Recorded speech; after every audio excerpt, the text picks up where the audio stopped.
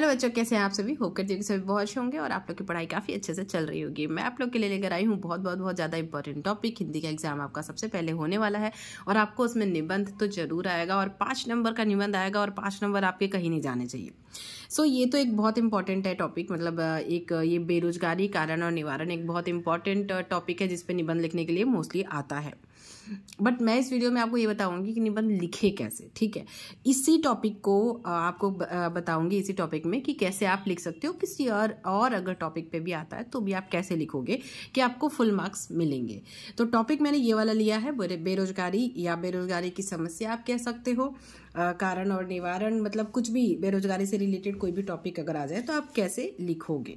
और इसके पहले मैंने पर्यावरण वाला दिया है टॉपिक, वो भी बहुत ज़्यादा इंपॉर्टेंट है। तो इन सब टॉपिक्स में से जो ऑलरेडी मैंने प्रोवाइड किया है, इन सब टॉपिक्स में से कुछ ना कुछ आपको जरूर एग्जाम में फंसेगा। इट मीन्स कि आएगा ही आएगा। ठीक है, आप कैसे लिखोगे। सबसे पहले हमने इसका सिनॉप्सिस तैयार किया है, मतलब इसका ये प्रस्तावना मतलब पूरा एक ये बनाया है कि किस तरीके से आपको शुरू कैसे करना है। सबसे पहले हम टॉपिक डालेंगे। यहाँ पे आपको लिखना है प्रश्न क्रमांक संख्या, मतलब प्रश्न क्रमांक जो भी आपका नंबर है और उसमें ये वाला अगर आता है या फिर इसके अलावा जो भी आप लिख रहे हो उसका क्या नंबर है, मतलब अ ब स या 1 2 3, तो ये यहाँ पे आपको लिखना है। ठीक है, उसका उत्तर।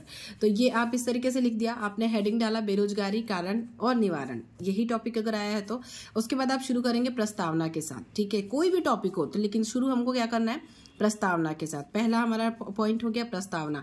5 नंबर का है तो आपको मिनिमम 5 पॉइंट लिखने हैं और इस तरीके से लिखने हैं कि जो फर्स्ट वाला पेज है जिसपे आप हमेशा नए पेज से शुरू करेंगे। मतलब अगर आपको निबंध लिखना है, मान लीजिए पहला और उसके पहले वाला जो पेज है वो आधे में खत्म हो गया है, आधा नीचे बचा है, वहां नहीं लिखना है आपको।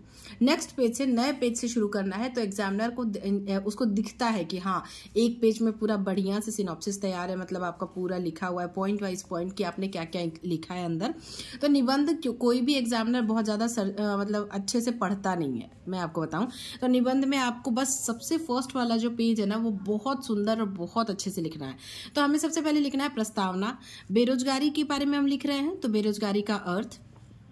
अब मैं आपको बताती हूँ कि प्रस्तावना में आप लिखोगे क्या। ये देखो, प्रस्तावना में आप लिखोगे बेरोजगारी आज के समय की एक बहुत बड़ी समस्या है। इस तरीके से आपको लिखना है। यह हमारे समाज के लिए एक अभिशाप है। इसका न केवल किसी व्यक्ति अपितु पूरे समाज पर बुरा प्रभाव पड़ता है। बेरोजगारी किसी भी देश के विकास में एक बाधक है। तो इस तरीके से आप इतना ही आपको इसका प्रस्तावना लिखना है। ठीक है, नेक्स्ट हम क्या लिख रहे हैं, नेक्स्ट हम लिख रहे हैं बेरोजगारी का अर्थ। तो भाई बेरोजगारी होती क्या है, तो बेरोजगारी का अर्थ आप क्या लिखेंगे, जब किसी व्यक्ति को योग्यता तथा शिक्षा होने के बाद भी कोई काम या रोजगार नहीं मिलता है तो उस अवस्था को बेरोजगारी कहते हैं तथा उस व्यक्ति को बेरोजगार कहते हैं। तो इस तरीके से हमें बेरोजगारी या बेरोजगार का अर्थ मिल गया। यहाँ पे आप लिख सकते हैं अर्थ, या फिर आप ऑब्लिक करके यहाँ पे बेरोजगार का अर्थ ऐसे भी लिख सकते हैं। नेक्स्ट हमारा तीसरा पॉइंट है बेरोजगारी के कारण। तो बेरोजगारी के बहुत सारे कारण हो सकते हैं, तो आप ऐसे लिखेंगे कि हमारे देश में बेरोजगारी बढ़ने के निम्नलिखित कारण है बहुत सारे। जनसंख्या वृद्धि, जनसंख्या भाई दिन पे दिन बढ़ रही है तो इसलिए भी बेरोजगारी बढ़ रही है, इतने लोगों के लिए उद्योग नहीं मिल पा रहा है। नेक्स्ट हमारा है इसी में कुटीर उद्योग में गिरावट, मतलब जो छोटे मोटे कुटीर उद्योग है, छोटे मोटे मतलब लोग घर में अपना उद्योग करते हैं और पैसे कमाते हैं, उनमें आजकल कमी आ गई है क्योंकि बड़े पैमाने पर मशीनीकरण हो रहा है, मशीनों का यूज हो रहा है, जिससे कि छोटे उद्योगों का मतलब कह सकते हैं कि हनन हो रहा है या फिर बंद हो रहे हैं। फिर नेक्स्ट हमारा क्या है, मौसमी व्यवस्था, मतलब कुछ जो हमारा देश है वो कृषि प्रधान देश है, तो देश की एक बड़ी आबादी कृषि से संबंधित कार्य करती है और इसी कारण जब कृषि कुछ महीनों के लिए कृषि का कार्य जब बंद होता है, नहीं होता है, तो बेरोजगारी की समस्या उस टाइम पे थोड़ा ज्यादा हो जाती है। ठीक है, तो इस तरीके से आप लिखेंगे मौसमी व्यवस्था। आप ये भी लिख सकते हैं इसमें कि व्यावसायिक शिक्षा में कमी, मतलब व्यवसाय से रिलेटेड जो भी, मतलब उससे संबंधित जो भी शिक्षा दी जाती है, कोई भी छोटी छोटी चीजें सिखाई जाती हैं उसमें कमी है। मतलब अगर उसको बढ़ावा दिया जाए तो लोग जो है कुछ और काम भी सीखेंगे और धीरे धीरे बेरोजगारी की समस्या हम कम कर पाएंगे। अगला कुटीर हमें कुटीर उद्योग को भी बढ़ावा देना, ये भी आप लिख सकते हो। नेक्स्ट हमारा है बेरोजगारी को दूर करने के उपाय। तो बहुत सारे हैं। सबसे पहले जनसंख्या वृद्धि पर नियंत्रण। भाई जनसंख्या वृद्धि पर कई सालों से सरकार नियंत्रण करने की कोशिश कर रही है। तो इसमें जब तक पर्टिकुलर एक एक इंसान अगर अपनी भागीदारी नहीं देगा तब तक ये कंट्रोल नहीं होगा। तो इस तरीके से आपको लिखना है, ठीक है। जनसंख्या वृद्धि पर नियंत्रण, पहला पॉइंट। दूसरा, शिक्षा व्यवस्था में सुधार। हमारी शिक्षा जो प्रणाली है, जो व्यवस्था है, उसमें सुधार करने की आवश्यकता है।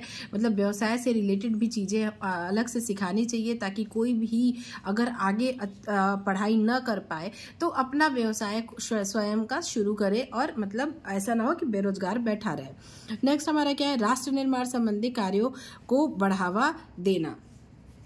तो राष्ट्र के निर्माण जो होता है, राष्ट्र निर्माण संबंधी में छोटी छोटी चीज़ों को बढ़ावा देना, तो उससे रिलेटेड कुछ कार्य होते हैं जो हमारे मतलब बहुत उपयोग में आते हैं। तो कुछ कुछ छोटी मोटी चीज़ें बनाने की जो कला है वो भी सिखा सकते हैं।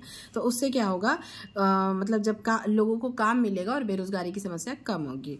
रोजगार संबंधी शिक्षा, वही है रोजगार संबंधी शिक्षा, और भी बहुत सारे मतलब हमारे आसपास रोजगार हमें देखने को मिलते हैं। तो उससे संबंधित शिक्षा भी देना, मतलब शिक्षा गली गली में जाके, छोटे छोटे गाँवों में भी जाके देनी चाहिए, ताकि वहाँ पे भी लोग शिक्षित हो सके, रोजगार से रिलेटेड कोई भी चीज़ अपने मतलब अपना रोजी रोटी का व्यवस्था कर सके। ऐसा ना हो कि बेरोजगारी की वजह से वो भूखे रहें। तो इस तरीके से किया जा सकता है। नेक्स्ट हमारा है लास्ट, उपसंहार। तो बेरोजगारी हमारे देश की एक बड़ी समस्या है, और यदि हमें अपने देश को विकसित बनाना है तो बेरोजगारी को जड़ से समाप्त करना होगा। इस तरीके से आप उस उपसंहार लिखकर इस टॉपिक को खत्म कर सकते हैं, मतलब बेरोजगारी कारण और निवारण को खत्म कर सकते हैं। तो इस तरीके से हमारा ये पूरा का पूरा जो निबंध है वो तैयार हो जाएगा।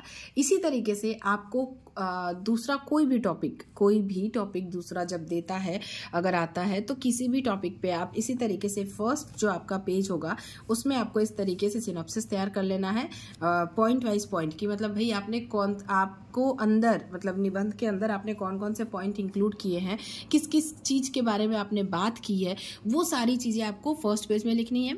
फिर हेडिंग डाल के, अंडरलाइन करके, ब्लैक पेन से आपको उसके अंदर कम से कम 5-5, 6-6 लाइन अंदर लिखनी है। और वो भी लिखेंगे तो ऐसा नहीं कि एकदम एक मतलब बहुत एकदम गजर मजर टाइप लिख दिया, दूर दूर साफ साफ लिखेंगे। और उसमें और 2-3 जगह ये वर्ड अगर आपको नहीं भी आ रहा है उससे रिलेटेड, तो जो भी जिसका जो आप हेडिंग डाले हैं उससे रिलेटेड वो वाले जो वर्ड्स है ना, वो कई बार बीच में यूज़ कीजिए। वो सामने वाला सोचेगा कि उसी के बारे में लिखा है, और आपको मार्क्स मिल जाएंगे। तो इस तरीके से आप मार्क्स गेन कर सकते हैं। और इसके बारे में तो मतलब आप सोचेंगे भी तो बहुत सारी चीज़ें आपको अपने आसपास दिख जाएंगी, और आप आराम से लिख के और पूरे के पूरे नंबर आपको मिल सकते हैं। तो ये 5 नंबर आपके कहीं नहीं गए, बस थोड़ा सा ध्यान देने की ज़रूरत है। आई होप मुझे की वीडियो आप लोगों को पसंद आई होगी और आप लोगों के लिए काफ़ी ज़्यादा हेल्पफुल रही होगी। मैं ऐसी ही और वीडियोस लेकर आती रहूँगी। किसी और टॉपिक में आपको कन्फ्यूज़न हो तो आप मुझे टॉपिक बता सकते हैं। मैं ट्राई करूँगी कि मैं आपकी हेल्प कर सकूँ, ताकि एग्ज़ाम में आप अच्छा स्कोर कर सकें। Thank you, thanks for watching, all the best for your exam.